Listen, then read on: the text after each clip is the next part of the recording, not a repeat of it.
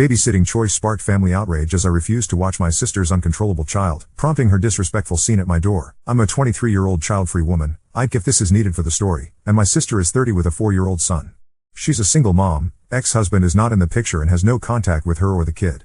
I'm gonna get straight to the point, that kid is a nightmare to be around. It's not his fault, it's my sister's fault. He very clearly has behavioral and mental health disorders, even at his young age. However, my sister was and is very ableist and refuses to accept that her son has problems. The kid screams bloody murder whenever something doesn't slightly go his way, screams and cries when he's overwhelmed, has meltdowns to certain sounds and textures.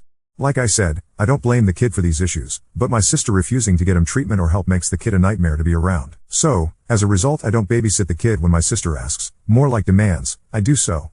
This causes a lot of fights between us and our family. I have a friend, 23M, who's married to a wonderful lady aged 22 and they have a baby boy together who just turned 1. Yes, they got married and had him young, but it's not my place to judge them.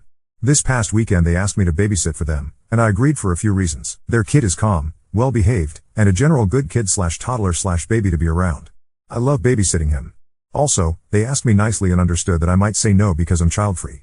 They were polite about their request. A thing about me is that if you ask me to do something politely, even if it's something I wouldn't usually agree to, I'd probably do it because you were nice and polite.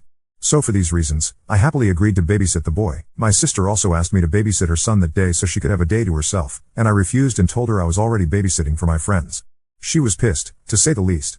She said a few comments about how I was an ass and not a good sister, but I thought she dropped it after that. This past weekend, while I was watching the baby, my sister started banging on my door. I looked through the window and saw that she had her kid in a care bag with her, and I knew she was trying to drop him off and make me babysit. She was banging on the door, yelling at me and calling me heartless and a baby hater, while I was holding a baby, ironic, and that I better open up and do my sisterly duties. I put the baby in a different room to keep him from getting scared by the noise, and told my sister through the window to leave, or I would call the cops. She started cursing for a solid 5 minutes before she finally left. I had the whole thing on my doorbell camera and sent it to the family group chat. Surprisingly, my whole family is on my sister's side. She keeps arguing with me about how I'd rather babysit a kid not even related to me over my nephew. I reminded her that her kid is a nightmare to be around, but she keeps saying that for family you help out. My sister has been cold since, and keeps sending me text messages to provoke me into arguing with her more. She's also started saying some pretty ableist and nasty things towards my friend's wife. My friend's wife is on the spectrum and has BPD, and my sister keeps saying that she should have been sterilized and never should have passed her issues to her kid, BTW. Her kid has shown none of the signs that autistic infants usually show, so I quote my sister is on. I will admit that I do feel a bit guilty because I never consider babysitting my nephew, but I jumped at the opportunity to babysit my friend's kid. My sister, dad, 66, mom, 64, and brother, 33, are all calling me an asshole and saying that I'm just using the CF label to avoid family responsibility. I need advice on how to get my family to see my perspective on this. How can I explain to them that the issue isn't the idea of babysitting, but it's the behavior of the kid? Update 1. So, shit has hit the fan. My original post was about 3 days ago, and ever since that post my sister's behavior escalated. I tried to talk to her about getting help for my nephew, and she kept screaming at me every time I brought it up. She said a lot of derogatory terms towards people with mental illnesses and mental disabilities, terms I won't repeat here. That wasn't the only escalation. She was at my door several times a day starting 2 days ago, the day after I made my original post. Banging on my door, screaming, crying, cursing, the works. She brought my nephew each time and he always looked so confused and defeated. He was too tired to react or melt down like he normally does around loud noises, and it broke my heart to see that on my doorbell camera. I wasn't at my house. I was crashing with my friend and his wife. I took the advice of a commenter who said to put some physical distance between me and my sister. They said I was free to stay as long as I wanted, as long as I helped out with some house chores and childcare while I stayed, which I thought was more than fair. So I'm staying in their guest room currently. I'm still with them, even though my sister isn't much of a problem. Many will be glad to know that my sister won't have parental rights over my nephew soon. She dropped him off at a safe haven site in the middle of the night. Totally a fun phone call to wake up to at 2 in the morning, and my nephew is currently with my parents. Social services placed him with my parents, and he's set to have mandatory therapy. In my state, don't know if it's different in others, if a child is abandoned in any way, safe haven or not, a physical and mental health exam is done. Other than being a little bit underweight, my nephew was physically healthy. He wasn't being physically abused like a few people were worried. But it was obvious he needed mental health, so he'll be starting therapy sessions soon, as mandated by a caseworker. We are not looking for my sister. After she dropped her son off, she left. She had quit her job a few weeks back, sold her car, and even her house a few weeks ago, and had been renting a place, so this was planned. In my personal opinion, she planned to abandon her son the day I was babysitting my friend's baby, which is why she had such a nuclear reaction. She did leave a note, saying she can't do it anymore, she met someone, and that she doesn't want to be a mom to my nephew anymore. In her note she said she deserves a normal kid, and not a burden like my nephew. I seriously hope that my sister doesn't have any more kids with this mystery person she's referencing, but it seems like she's running off to start a new life and family. She still has 30 days to reclaim rights over my nephew, but it doesn't look like she'll do that. Time will tell. Like I said, I'm still with my friends because I was worried my sister would do something. My parents and brother have also been blowing up my phone and coming to my house, switching between apologies and blaming me for this. They think that maybe if I babysat that day, she wouldn't have done this, but I think she wanted me to babysit so she could do this. I'm not mad at them for blaming me. I understand that my sister is still their family and they're rightfully in shock and want someone to blame. They're human, and I know humans can be cruel sometimes while going through shock and grief. So, yeah, that's life right now. I'm currently sitting on the couch with my friend's baby while my friend is at work and his wife does a quick grocery run. She was going to take the baby, but I insisted on watching him so she didn't have to hassle with the car seat in the very stormy weather we have in our area right now. This update is all over the place. I feel like I'm rambling. There's still a lot of unknown stuff regarding my sister and nephew, but for now this is the update. Update 2. My sister abandoned her 5-year-old son a little less than 2 weeks ago and fled. Police are looking for her, but she hasn't been found yet. My nephew is with my parents and is in therapy. When that first happened, my parents were quick to blame me because I had refused to babysit the kid in the past and the weekend before my sister ultimately abandoned him. They think had I babysat him that day, she wouldn't have fled. I've been staying with my friends since then. And oh my god, it's chill here. They're young parents with a baby, and yet it's chill here. Everyone is happy, they talk things out when there are issues, they work together. I've met both parents of my friends, and they're nice and polite. Obviously I don't know what goes on behind closed doors, but I have seen some bickering and they always find a way to resolve it. Growing up, my parents always argued a lot, my siblings were always loud and cruel to each other at times, and there always had to be someone to blame. If you were the person who was blamed, you were insulted and shunned for a while, then they would apologize. You were always expected to forgive and forget. My parents are trying to apologize to me about their blowout at me regarding my sister, and I can understand their initial feelings. I'm willing to forgive, but I know my family will also expect me to forget, but I can't forget. I don't think I can forget this whole situation. So I'm wondering if I would be the asshole if I chose to forgive them, but refuse to forget this whole thing? Update 3. I'm about done with this whole BS and ready to just completely cut contact with my family after this whole mess. My sister got arrested a few months ago on several charges, including child endangerment/abandonment and drug charges. She's been court-ordered to go to an inpatient rehab, but our state doesn't pay for it, which means that she has to pay for it. She does not have a job, and has little/no savings after burning through them on some drug bender. I work remotely and have a pretty decent income for my field and area. My parents are saying that I need to pitch in and help pay for the rehab, because they and my brother and his wife are also paying a portion, and if I contribute then they won't need to pay as much because it will be split 5 ways instead of 4. Here's where I think I am definitely the asshole. I asked my parents for the exact amount they want me to contribute. It was a fairly decent amount, I could afford it, but I was feeling petty after everything with my sister. My best friend recently had her second baby, yay, and I decided to take the exact amount my parents requested from me and spend it on getting my friend some extra baby supplies, toys, decorations, clothes, and a few early Mother's Day gifts. When my mom texted me and asked for the money, I sent a picture of my shopping spree for my friend and said I had already spent the money on a proper mom. She called me an asshole and said I could have just said no and not give them hope I would pay. So, Reddit, am I the asshole? I think I am, but I feel justified. Edit, title might be confusing. I told them I had the money, then after they got their hopes up I said I didn't have it anymore because I spent it on someone else. Update 4. Well, let's just say things went from messy to I could write a true crime podcast script level in the past couple months. I know my last update was me gleefully telling my mom where her rehab money went, still not sorry about that, but it turns out I might have seriously underestimated just how persistent my family could be. Or how quickly quiet can turn into chaos. First, my parents. They apparently drafted my brother into their get-out to pay for rehab scheme, and he's been blowing my phone up nonstop. Calls, texts, emails, even LinkedIn messages that somehow are more awkward than the rest.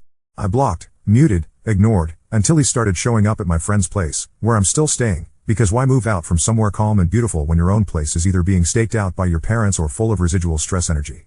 My friend, a very intimidating 6 feet 3 inches ex-cook who can fillet a chicken with 2 fingers and a glare, told my brother that, if he dropped by again, the only thing he'd be getting was cooking tips he wouldn't like. That helped. Meanwhile, my sister, still in the state's version of rehab purgatory. But then, plot twist, her new man reaches out to my family on Facebook Messenger, of all things. We had assumed this mystery guy was just a figment of my sister's spiral, but nope, he's real, and he's a walking red flag parade. He came complete with love-bombing DMs, to my mom, a high-res profile pic featuring himself in mirrored sunglasses and an airbrushed muscle tee, and a sob story about how much my sister needs her family's forgiveness, emotional support, and financial generosity to get through this dark time. The kicker, he also demanded my parents send him $100 for bus money. They did not, but my mom did write him a 600-word reply about healthy boundaries, which he then tried to screenshot and post on his Instagram stories. The internet is wild. Oh, but that's not all. My nephew, now in full-blown therapy and living with my parents, has started to find his voice. He's getting better, which is such a massive relief I almost cried the first time my mom texted to say he'd made it through a grocery store without one meltdown. He's even started asking for me, not his mom, not my brother, me. My mom went through some first-class Olympic-level mental gymnastics to explain why the selfish sister shouldn't see him, but then my nephew flat out asked if he could call me. Cue emotional ambush FaceTime, during which he told me about his new dinosaur pajamas and the snack chart his therapist made him, and, I kid you not, asked if he could visit my friend's house to meet the baby that makes you happy. The amount of pride and despair I felt at the same time? Off the charts. Now, for the wildest twist yet, about 2 weeks ago, I got a letter, actual snail mail, with no return address. Inside was a single sheet of notebook paper in my sister's scratchy handwriting. Thanking me, for being better at this family thing than she could ever be. She wrote that she knew I'd never want to talk to her again, but she did want me to know she was planning to let my nephew stay with my parents, and she would sign whatever needed to be signed because he deserves a soft place to land. I still don't know what to do with that. There was $27 cash in the envelope. I owed you for last Christmas, she wrote in a postscript.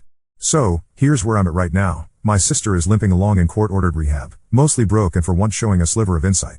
Her boyfriend probably isn't going to be on Dr. Phil, but he might end up on Judge Judy. My parents are slowly admitting that, hey, maybe this situation was bigger than Op won't babysit. My brother's still in that stage where everything is my fault, but harmless. And my nephew? He went to his third therapy appointment without my mom having to bribe him, and all he wanted to tell me was about his Dino pajamas and his new calm-down box filled with fidget toys. Plus, my friend's wife sent me flowers after I told her I was feeling twitchy and guilty. They left a card addressed to the babysitter who makes chaos less scary. Turns out, chosen family feels more like family than shared DNA can, sometimes. I'm not sure what comes next. Part of me wants to go home and try and fix what's left, and part of me wants to keep building this calm, happy life on the outskirts with people who understand what boundaries are. All I know is, my nephew's birthday is coming up, and he asked if I'd come, for just a little while, with some dinosaur stickers. Update 5 First big change. I finally went to visit my parents' place for my nephew's birthday. It was the first time I set foot back in that house since, well, the world exploded. It felt surreal, like nostalgia and anxiety did a dance in my stomach. But my nephew was so happy to see me. He's taller, chatty, and brought out this battered homemade volcano science kit to show me that he and my mom built. His hug almost deactivated my emotional immune system. The birthday party was low-key, by my family's standards. No screaming, no witch aunt will have a meltdown betting pool, no passive-aggressive sheet cake messages. I genuinely wish you all could have seen it. A handful of his new therapy friends, a couple of cousins, one professionally hired dinosaur puppeteer, that my mom overpaid for, but whatever, the kid smiled for a straight hour, and, wait for it, a surprise Zoom guest. My sister, from rehab. Apparently, her therapist recommended she participate in the party in some way for closure, hers and my nephew's. So she called in, wearing that I regret a lot but can't say it face she's so good at, and sang him a, pretty in tune, actually, happy birthday. There was an awkward 30 seconds when my parents tried to do the fix family on camera thing, but my sister stuck to the plan, said she was proud of him, said she hoped he had a fantastic year, and then excused herself, before the call could turn to so when are you coming back? Afterwards, my nephew showed everyone the Dino stickers I brought. Yes, I nearly wiped out on tears at a dinosaur-themed birthday.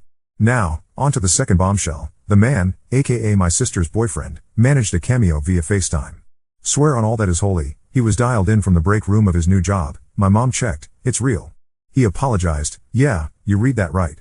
Profusely, he admitted to riding my sister's chaos train longer than he should have, said he wanted no part in whatever family money saga was going on, and then bizarrely gave parenting tips about positive affirmations for kids with trauma. Jury's out on sincerity, but dad refrained from throwing the phone, so weird progress all around. But it gets better, my brother. After months of carefully cultivated crankiness and ignoring me unless it was about money or guilt, he pulled me aside as things wound down. He's not a talker, but he basically confessed that he'd been angry not because of anything I did, but because he felt powerless, a pattern I never saw before, honestly. He apologized, awkwardly, in a we hug now, yeah? kind of way. I admitted I might have weaponized my pettiness a skosh too hard. We hugged it out, promptly insulted each other's hairlines, and I think that's as good as we get. Here's where things officially veer off into my life as a drama miniseries territory. Social services called to let my parents know the guardianship process for my nephew was moving ahead faster than expected. My sister essentially relinquished rights in a signed letter. I had no idea, but apparently the $27 was symbolic of cutting ties more officially. There's talk of my parents getting a respite worker to help with his care, and, get this, they asked me for advice on interviewing candidates.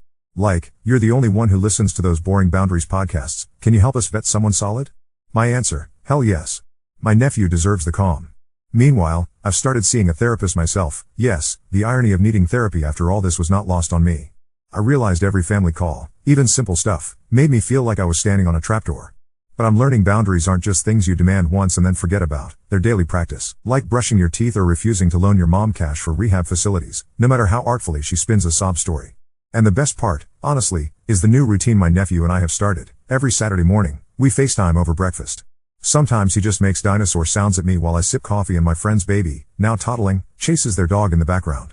Sometimes, we draw together. If you want proof that my stick dinosaurs look like worms, he's got the receipts. It's simple and strange and wonderful and nothing I ever pictured when this all started. As for my sister, she's 6 weeks into rehab. She sends my nephew a weekly letter, and sometimes, a little drawing or a dino joke of the week. She's gotten shockingly invested in paleontology facts, for someone who used to roll her eyes at museum trips. I don't forgive easily, but I'm not holding my breath for her to come back the way she left. Maybe that's growth for both of us. I'm still at my friend's place, but actually looking for my own little apartment now, somewhere close enough to visit but far enough that unexpected family pop-ins aren't a looming threat. My friend's wife is lobbying for me to just take their guest room forever, but I think it might finally be time to try a space that's mine, where peace means peace because I built it, not because I'm hiding from chaos. If you told me a year ago that I'd be here, FaceTiming a happy, healing nephew, co-parenting brunch with a friend's baby, semi-amicably joking with my brother, and not terrified to open the mail, I'd have laughed. But here we are. Healing isn't linear, and neither is family, but sometimes, little victories look like dinosaur pajamas, coffee, and the realization that you don't have to set yourself on fire to keep everyone else warm.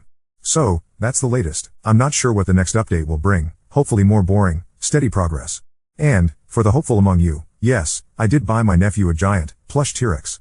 As requested. His reaction? He can live with you till I visit for a sleepover. Update 6 here goes. Remember my new apartment search?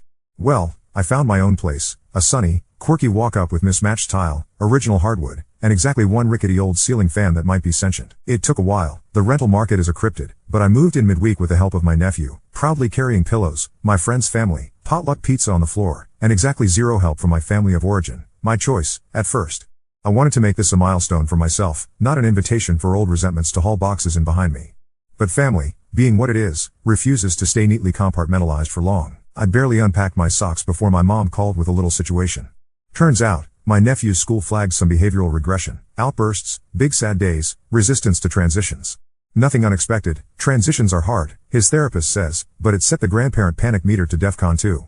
The respite worker they just hired bailed after 3 days, citing family conflict. I can only imagine. And, for extra flavor, my sister's been sending weekly rehab letters to my folks too. Not all of them have been gracious. There was one that blamed my mom for her perfectionist mothering, another that accused my dad of never listening. It's hard stuff, but my parents are actually, for once, not just guilt-bombing me about it, they're actively in therapy too, which was my suggestion. Small wins. Anyway, I told my mom to pause and call his therapist. I offered to come for a weekend, not as savior aunt, but as emotional backup and to give the respite worker hunt another try. I'll admit, stepping foot in that house again, on purpose this time, was a little like being in one of those haunted house walkthroughs. It looks the same, but the air has changed. The difference was, my nephew rushed me at the door, wearing a paper crown. "Auntie, you're here. Can you stay for dinosaur soup?" Spoiler, dinosaur soup is chicken noodle with veggie dino pasta, and it tastes like hope and too much pepper. My brother showed, too, and he brought beer, and, weirdly, a new puppy, temporary foster for a friend, apparently, but I think we're all betting that dog has found his forever couch. There was a quiet, real family dinner, no drama. Just conversations, about summer camp options for my nephew, updates on his therapy, my apartment, whether I really need that many plants. Answer, yes. I felt, for the first time, like the family I wished for was trying, imperfectly, to show up. Now, here's where the crazy ramps up. That same night, after my nephew was asleep, my parents got a call from my sister, from rehab. She wanted to try a family healing session over speakerphone, with her counselor present. Not group therapy, exactly, more like an awkward conference call with feelings. She apologized, properly this time, to my parents for the abandonment, the cruel things she'd said, the financial mess. She didn't make excuses. She owned her actions. I could hear her voice waver, but she held it together. Then the surprising part, she apologized to me. She said, paraphrasing, that she'd never really known how to ask for help, or accept that sometimes she was wrong, and that she took her own shame out on me, because in her mind, I was the reminder of what putting boundaries first actually looks like. Again, I found myself with that weird, tangled feeling of pride and sadness and something like closure, for her, for us, for everything no one said before. And, this floored me, the counselor then gently asked my parents if they'd ever consider family counseling, as a unit, to build something new. My mom looked at me. My dad looked at the ceiling fan, as if it might intervene. My brother, of all people, said, "Why not? Worst case, we yell at professionals and see if it helps." The call ended there, but it's apparently scheduled for next week. The next morning, assured the kid was fine, my mom handed me a box. "Your stuff," she said, "old report cards, childhood drawings, crumpled short stories." At the very bottom, a half-ripped Polaroid of me, age 5, with my sister carrying me, both of us grinning like idiots in hand-drawn Dino t-shirts. There are no time machines, but, maybe, people can change if everyone's willing to do the work. Back at my apartment, I realized I had actual, grown-up choices now. My nephew video called me to show off his grand prize dinosaur for finishing a therapy chart, and my friend's baby, now babbling in full paragraphs, yelled "rawr" at the screen. Life is still loud, and weird, and far from perfect, but I don't flinch every time the phone buzzes anymore. So, what's next? I agreed, tentatively, to try a few of the upcoming family counseling sessions, but this time with my own conditions in place. If it ever gets toxic again, I'm out. My nephew and I are plotting his next aunt sleepover at my place, complete with Dino-shaped pancakes and, as he requested, no grown-ups but you. My friends and I are planning a joint summer picnic for fractured families who make it work, their words, and I'm stealing it. Oh, and the T-Rex plushie? Still living on my couch, waiting patiently. If you're still reading.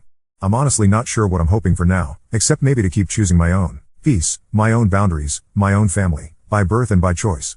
And, yeah, a few more dinosaur soup dinners along the way. I'll let you know how family counseling, and the puppy, turn out next. Here's to incremental healing, weird family, and rooms where you can breathe.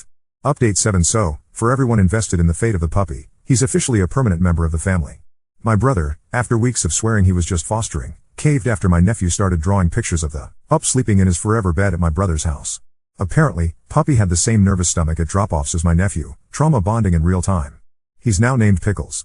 Pickles and my nephew have become an inseparable duo. Pickles sits under chairs at therapy, goes on Dino expeditions in the yard, and has become the reason my parents have reluctantly accepted dog hair as a permanent seasoning in their home. They grumbled, but secretly they're obsessed, and watching them act like textbook first-time dog owners is the exact serotonin boost I didn't know I needed. Now, the real meat, family counseling, part 1. I'll be honest, I went in with low expectations and a high level of purse snacks, for stress munching.